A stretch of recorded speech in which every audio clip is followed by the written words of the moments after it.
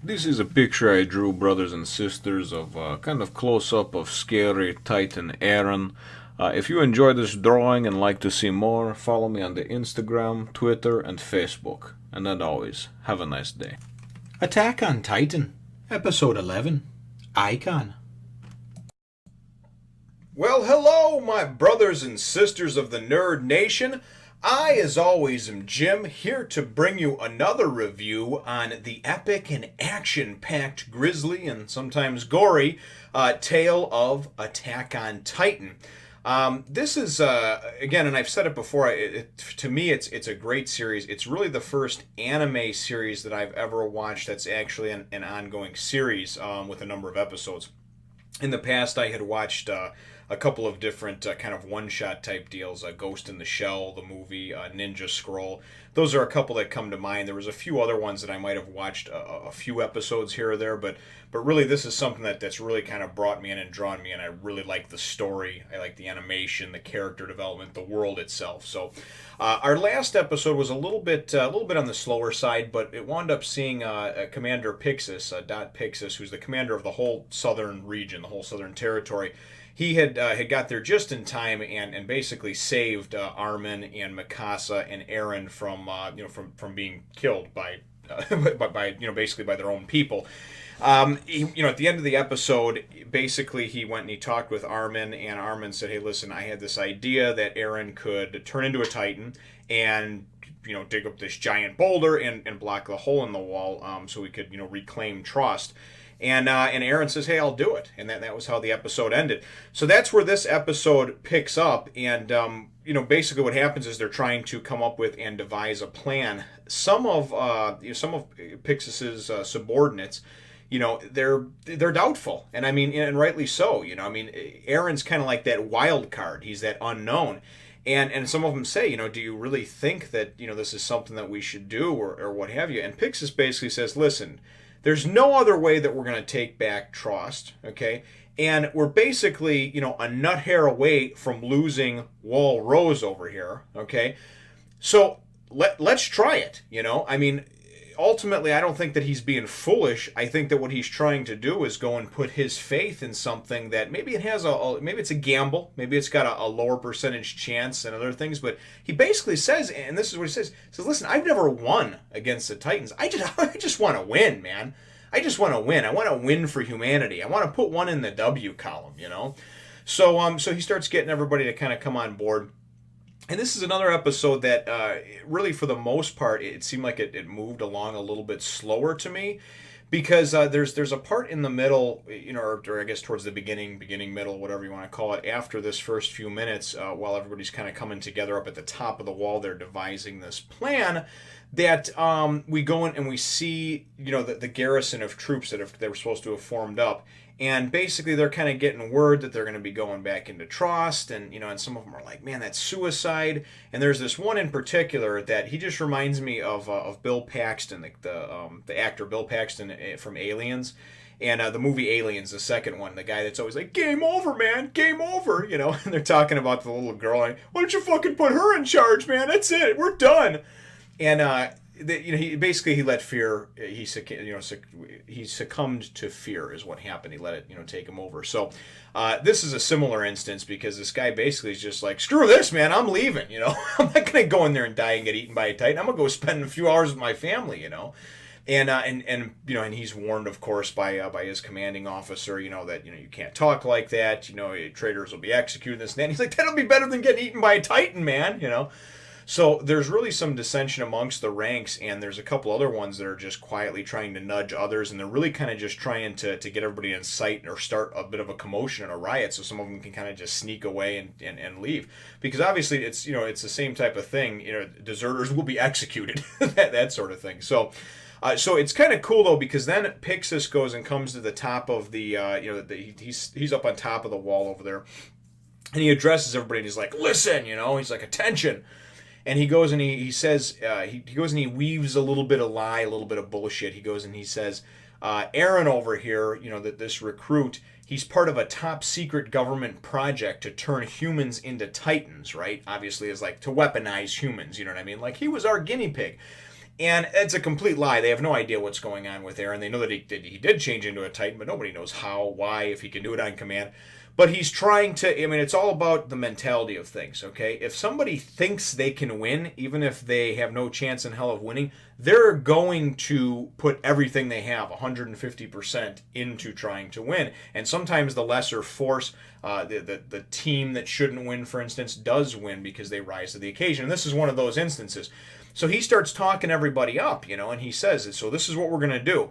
We're going to go in there and, Eren's going to go and turn into this Titan. He's going to grab this boulder. He's going to seal up the thing, and that's going to be it. And everybody's like freaking out. And they know that time was of the essence too, because the longer you wait, the more Titans are going to start coming in through that hole in the outer wall and going into Trost. And that's the more that you're going to have to deal with. And there's already a ton of them in there. So, anyway, the guy that was inciting the riot, and his name escapes me right now, but it was something simple like Gan or Gans or something like that. He goes and starts yelling again. He's like, screw that, man, I'm leaving. He's going to go take off. And he's still arguing and fighting, and basically being threatened to be killed. Pixis goes and he says, listen, I'm going to give anybody a pardon right now that wants to take off. Any deserters that want to take off right now, I'm going to give you a pardon, because if you've already succumbed to fear, if you're scared of the Titans, you are no good to me. You are going to be zero help whatsoever. You're only going to get others killed. And I can understand that mentality, because if you've already gotten to the point where you've given in, man, there's no point in forcing you to go fight anyway, because you're not even going to be cannon fodder. You're going to wind up getting in the way of somebody else who's useful and who's fighting, and getting somebody else killed by your inability to act. So I understand that completely.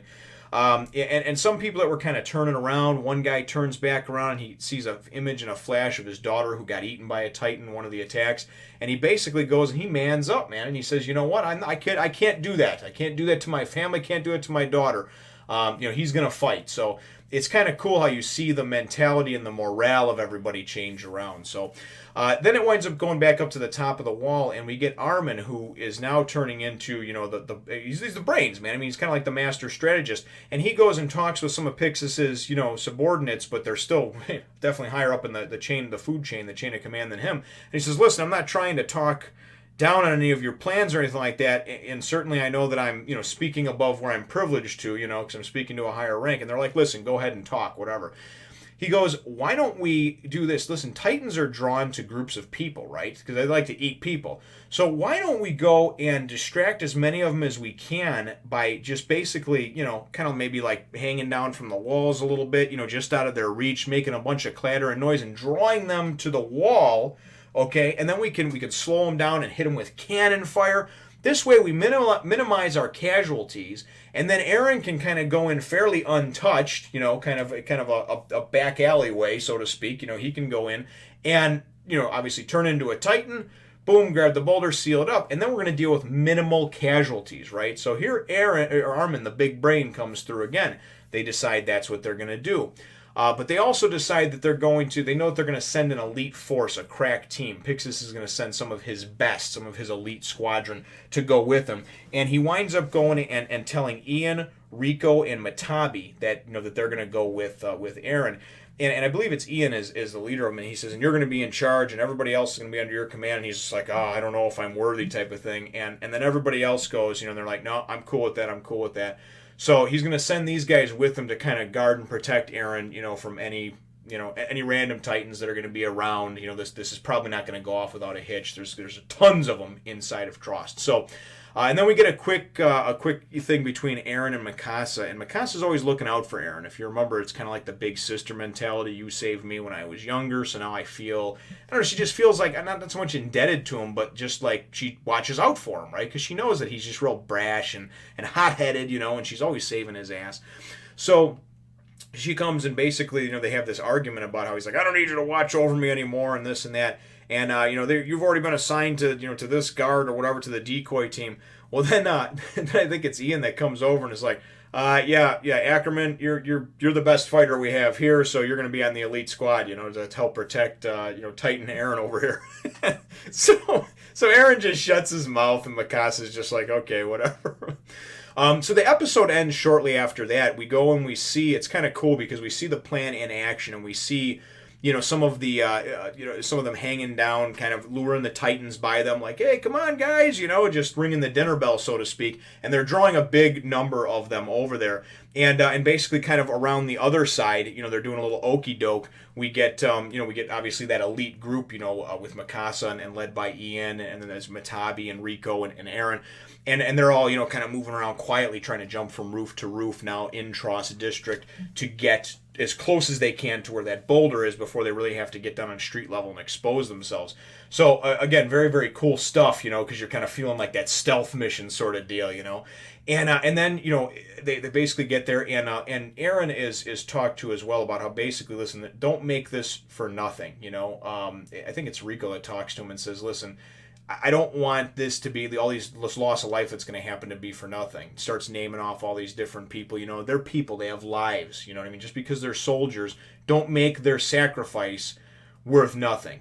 Basically saying don't fuck up. And Eren still doesn't know what the hell he's going to do, So, I don't think anyway, and his nose was bleeding earlier. It looked kind of weak. I have no idea what it takes out of him becoming a Titan. We don't know as of yet. So the episode ends, though, again, shortly after that. Eren gets close enough and goes and is able to kind of like jump down. He's swinging through and he jumps down and he's able to transform all of a sudden in a puff of smoke into the awesome rogue Titan that he is with the cool flowing hair, looks like some kind of like, heavy metal guitarist. I don't know. He looks really cool. You get these green eyes, and it's pretty neat because you go and you see him just kind of in all of his hulking glory. And Mikasa, of course, is right across from over there, and sitting on the top of a building, I guess, kind of on the roof or whatever. And then the episode ends with him just kind of looking at her and just going, and just like completely losing his mind. I mean, I guess this time he can't control what's going on as a Titan, and it looks like he just goes and punches right into where she's at. So I don't know if he's nailed her, if he's crippled her, if he's hurt her. This is about right where I was in the manga, so I truly don't have any idea what has happened or what's going to happen, and it's definitely kind of a cool cliffhanger. So for the most part, the episode, for the first 15 or so minutes, was very slow, but it did wrap up very nicely. And I guess my episode question is going to be, what do you think about this plan they came up with? They're putting this plan in action over here. I mean, is it crazy? Is it desperate? Really just kind of weigh in the comments down below on what you think about this plan. Because again, you could argue either way, man. It's desperate. You're grasping at straws here. Others would say, hey, listen, it's a gamble, but it's a worthwhile gamble. So, and that's kind of in the camp that I'm in. So, but again, like I said, let me know, brothers and sisters, what you think in the comments down below. Feel free to hit the thumbs up, the like button, if you think that I deserve it, and subscribe if you haven't done so already. We will look forward to catching you in the next one, Nation. Remember, brothers and sisters, to share, subscribe, spread the word of the nation to others, and of course, if you like watching the videos, watching them is always much appreciated. Have a nice day.